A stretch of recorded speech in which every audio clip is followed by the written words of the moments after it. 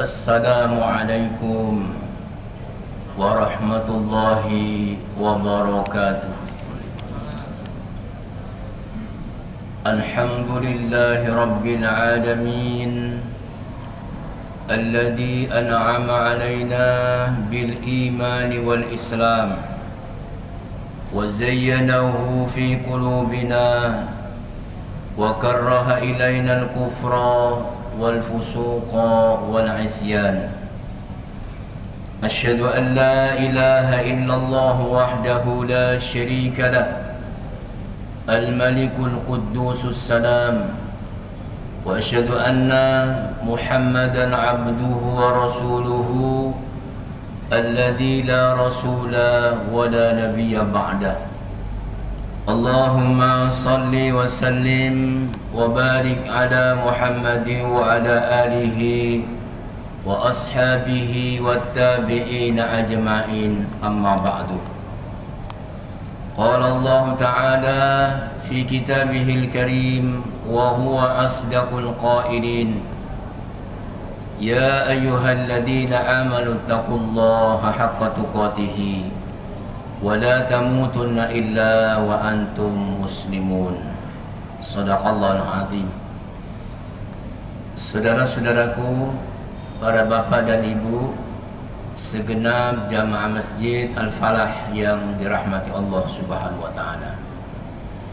Alhamdulillah, puji syukur mari kita haturkan kehadiran Allah Subhanahu wa taala atas segala limpahan rahmat, taufik dan hidayahnya dalam kehidupan kita di dunia. Semoga kita selalu dalam bimbingannya yang diberikan kepada kita tuntunan Al-Quran dan sunnah Nabi SAW. Semoga bila kita selalu menepati ajaran Al-Quran dan sunnah Nabi SAW, semoga kita kelak dalam akhir kehidupan kita dalam keadaan husnul khatimah dan selalu berada di dalam akidah yang benar, meninggalkan kehidupan kita dalam keadaan berislam dan berhusnudzon pada Allah Subhanahu wa taala. Saudaraku sekalian, kalau Allah Subhanahu wa taala berpesan kepada kita, bahkan pesan itu disampaikan di tiap mimbar Jumat oleh para khatib, jangan kalian mati kecuali di dalam beragama Islam. Juga Rasulullah SAW berpesan kepada kita, jangan kita sekali-kali mati kecuali kita memiliki husnudzon, baik sangka kepada Allah Subhanahu wa taala. Karena ini salah satu akhlak hubungan kita dengan Allah Subhanahu wa taala. Kita harus menutup akhir usia dan hidup kita dengan baik sangka pada Allah Subhanahu wa taala atas segala apa yang terjadi pada diri kita, keluarga kita, bahkan terhadap seluruh kaum muslimin. Saudaraku sekalian dirahmati Allah Subhanahu wa taala, orang-orang yang memiliki tingkatan sabar yang tinggi dan juga kuat di dalam husnudzonnya, baik sangka pada Allah Subhanahu wa taala, bahkan mematrikan di dalam dirinya bahwa Allah adalah pelindung, Allah penyayang, bahkan Allah yang memberikan rizki kepada kita melebihi apa yang disangka oleh manusia. Saudara sekalian, para nabi dan rasul sudah memberikan kepada kita teladan dalam kehidupan kita. Mereka itu selalu berbaik sangka pada Allah Subhanahu wa taala atas segala apa yang terjadi pada diri para nabi. Bukankah kita tahu dari sabda Nabi sallallahu alaihi wasallam, "Inna asyaddan nas bala'an fal anbiya summas salihun. Kata Nabi SAW, sesungguhnya yang paling berat cobaannya di antara manusia adalah para nabi, kemudian orang sesudahnya, kemudian orang-orang soleh. Sehingga kita dapati saudara sekalian, di dalam teladan kehidupan para nabi, di antaranya mengapa begitu sabarnya Nabi Allah Ayyub alaihissalam ketika dapat ujian yang sakit lama. Beliau Ayyub alaihissalam ketika sakit, di awal-awal sakitnya itu belum bermohon kepada Allah doa untuk kesembuhan, karena Rasul namanya Ayyub ini berbaik sangka pada Allah Subhanahu wa taala dan belum minta kesembuhan dan belum berdoa, karena dia merasa sehatnya itu lebih lama daripada sakitnya. Baru sakitnya itu mencapai rentang waktu sekitar 20 tahun, baru Nabi Ayyub itu berdoa pada Allah, anni massanyadurru wa anta arhamur rahimin. Dia di dalam doanya itu tidak menyebut sakitnya apa, dia hanya berkata, ya Rob, sesungguhnya aku ini dirundung penderitaan, wa anta arhamur rahimin, sedangkan engkau adalah yang penyayang di antara para penyayang. Saudara sekalian, doanya sangat bagus sekali. Seperti kalau kita mengalami dan melihat ada orang itu sakit keras, sementara kita diberikan kesehatan, dalam diri kita mengatakan orang itu sakitnya begitu keras sekali. Kalau kita diberikan sakit dan musibah seperti itu, tentu kita tidak mampu. Lalu di dalam diri kita mengatakan, kasihan orang itu. Sudah sekalian, sementara Ayyub berkata dalam doanya, wa anta arhamur rahimin, engkau itu penyayang di antara para penyayang. Kita berkata melihat orang yang sakit lama dan sakit keras, kasihan orang itu. Sesungguhnya saudara sekalian, Allah lebih kasih sayang kepada orang tersebut daripada kita yang mengatakan kasihan kepada mereka. Saudara sekalian, ini Ayyub mendahulukan baik sangkanya pada Allah Subhanahu wa taala. Juga demikian Sayyidah Maryam itu oleh Allah Subhanahu wa taala diuji. Dia mengapa kok begitu yakin tanpa malu keluar kepada masyarakat orang-orang Yahudi tanpa kehadiran seorang suaminya. Rupanya dia itu diuji oleh Allah, dan nanti kejadian yang akan datang dia tidak tahu akan diperlakukan apa oleh Allah Subhanahu wa taala. Begitu malunya kalau orang-orang yang soleh itu dia memiliki anak hamil tanpa seorang suami, tapi dia baik sangka didahulukan pada Allah Subhanahu wa taala. Dan itu kemudian Allah memberikan mukjizat tanda kebesaran Allah, lahirlah seorang anak yaitu Isa Al-Masih. Dan ini kejadiannya hanya sekali saja, karena menurut para ulama kalau disebutkan nama asli seperti Sayyidah Maryam, kejadian itu tidak terulang kembali. Jangan ada lagi Maryam sekarang hamil tanpa malu, dia nggak ada suaminya terus mengatakan, loh ini mukjizat. Itu tidak terulang kembali saudara sekalian dengan Maryam sekarang. Ini Sayyidah Maryam mendahulukan baik sangka pada Allah. Nanti yang akan terjadi itu lebih baik dan Allah pasti menolongnya. Juga demikian Nabi Ibrahim alaihissalam, mengapa tidak takut terhadap api yang akan membakar dalam siksaan oleh Namrud itu? Karena Ibrahim itu baik sangka pada Allah Subhanahu wa taala, pasti Allah akan menolongnya. Kita jadikan pelajaran saudara sekalian, apa saja yang terjadi pada diri kita, sebagai cobaan, maka kedepankan baik sangka kita pada Allah Subhanahu wa taala. Kalau kita orang-orang yang soleh, yang selalu takwa pada Allah, pasti akan ditolongnya oleh Allah Subhanahu wa taala. Demikian juga Rasulullah SAW ketika dikejar-kejar, Rasulullah hijrah bersama Abu Bakar Siddiq, kemudian mampir dulu di Gua Sur, dan takut sekali Abu Bakar kalau terjadi apa-apa terhadap Rasulullah SAW. Dan Rasulullah itu juga berbaik sangka pada Allah, pasti akan dilindungi. Sampai Rasulullah menghibur Abu Bakar, la tahzan innallaha ma'ana. Jangan kamu sedih, karena Allah itu bersama kita. Allah sebagai pelindung. Yakin sudah sekalian. Lalu kita perlu tahu, ini berarti para nabi memiliki tingkatan husnudzon, baik sangka pada Allah dengan tingkatan yang sangat tinggi. Lalu perlu kita tahu apa sebetulnya husnudzon itu, baik sangka. Baik sangka ini menduga baik, prasangka baik pada Allah, juga dilakukan prasangka baik terhadap sesama manusia.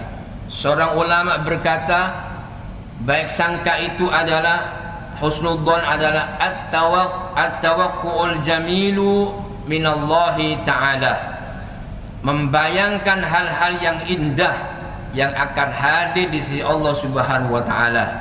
Saudara sekalian, jika Allah ingin memberikan hal yang besar kepada seorang hamba, dibuat dia itu pandai berhusnudzon kepada Allah Subhanahu wa taala. Seperti yang dituturkan oleh Abdullah bin Mas'ud, dia mengatakan, ma'utiya 'abdun mu'min syai'an khairan min husnidzan.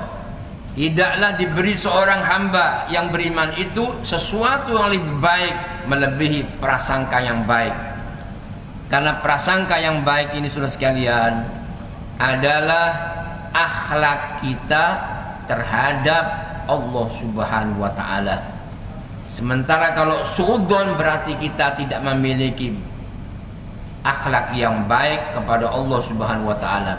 Dan husnudzon ini adalah bagian dari ibadah kita pada Allah Subhanahu wa taala, seperti dituturkan Rasulullah dalam hadis riwayat Ahmad, husnudzon min husnil ibadah.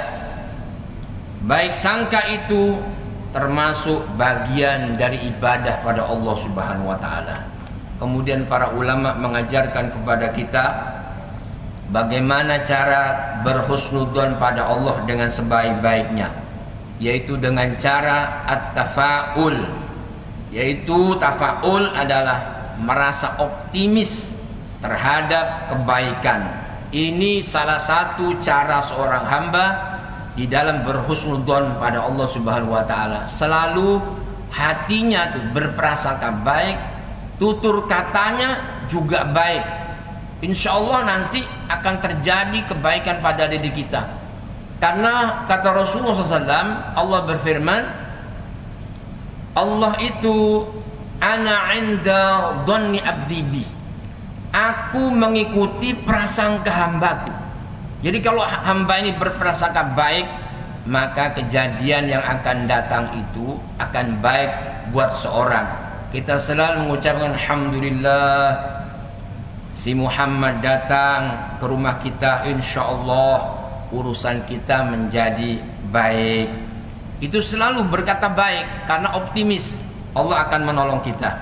Sementara saudara sekalian, beranggapan sial yang disebut tiaroh, beranggapan sial terhadap sesuatu yang disebut tahyul, ini cara yang dipakai untuk menyandarkan diri kepada selain Allah Subhanahu wa taala. Salah satu contoh saudara sekalian, cara yang dipakai untuk menyandarkan diri pada selain Allah. Dulu bangsa Arab itu ada namanya khurafat atau tahyul yang disebut tiaroh. Kalau melihat ada burung gagak yang terbang ke arah kiri, berarti kita lewat jalan tersebut ke sebelah kiri akan terjadi celaka, ya. Nah, itu Buruk sangka namanya. Dulu juga orang-orang tua kita melarang anak perempuannya jangan duduk di tengah-tengah pintu. Maksudnya itu bicara halus, tempat lalu lalang orang. Tapi mengatakan jangan duduk di tengah-tengah pintu, nanti rezekinya sulit. Nah itu ya. Itu sudah sekalian. Juga jangan nyapu di tengah malam, nanti mendapat suami yang brewokan. Anak sekarang nggak bisa digitukan. Jangan nyapu di tengah malam, engko oleh bojo brewok. Dia jawab enak oleh bojo brewok. Nah, gitu. Jadi saudara sekalian, ini harus perkataan baik sangka semuanya. Saudara sekalian rahmati Allah Subhanahu wa taala. Jadi pernah ada juga orang itu jadi menganggap sial terhadap sosok, menganggap sial terhadap hari atau waktu, itu tidak diperkenankan di dalam Islam. Karena itu ada buruk sangka. Pada Allah menciptakan segala hal itu baik semuanya. Saudara sekalian, ada orang itu menetapkan hari pernikahannya, sudah menetapkan hatinya dengan calonnya, menetapkan hari untuk mengadakan akad nikah. Bahkan undangan sudah disebar, penghulu sudah dihubungi, tapi kemudian diralat saudara sekalian. Dia hadir di penghulu untuk dibatalkan. Loh mengapa? Karena hari itu berbarengan dengan Nyai Roro Kidul mantu. Loh kok iso ero loh? Aku kok gak diundang ini. Masya Allah, bisa terjadi saudara sekalian. Ini namanya tiaroh. Tiaroh itu bagian dari syirik kata Rasulullah. At-tiaratu syirkun. Nabi mengulangi 2 kali. Jadi buruk sangka ini ya, merasa ada sial terhadap sesuatu, itu syirik kata Nabi. Diulang 2 kali. Wa ma minna illa walakinallaha yudhibuhu bitawakkul. Dan itu tidak muncul di benak seseorang kecuali Allah akan menghilangkan dengan sifat tawakal pada Allah Subhanahu wa taala. Apa saja pandanglah itu kebaikan dari Allah Subhanahu wa taala. Jangan ada merasa sial terhadap sesuatu, hari ataupun sosok. Bahkan ada cerita-cerita saudara kita pulang dari tur Wali Songo, Kak dia kemudian setelah itu nggak bisa tidur berhari-hari. Apa sebabnya? Dia itu nerobos di sebuah pintu, terbentur kepalanya di dekat makam Sunan itu. Lalu beranggapan kalau terbentur dinding di pemakaman Wali Songo itu, maka umurnya menjadi pendek. Nah, ini tidak optimis ini ya, merasa sial. Saudaraku sekalian dirahmati Allah Subhanahu wa taala, maka kita harus berbaik sangka kepada Allah Subhanahu wa taala, sehingga para ulama memberikan arahan pada kita di dalam bimbingannya kepada kita, diberikan tips agar kita ini pandai berprasangka baik, yaitu hendaklah kita menguatkan tauhid kita dan memahami nama-nama dan sifat-sifat yang baik bagi Allah Subhanahu wa taala.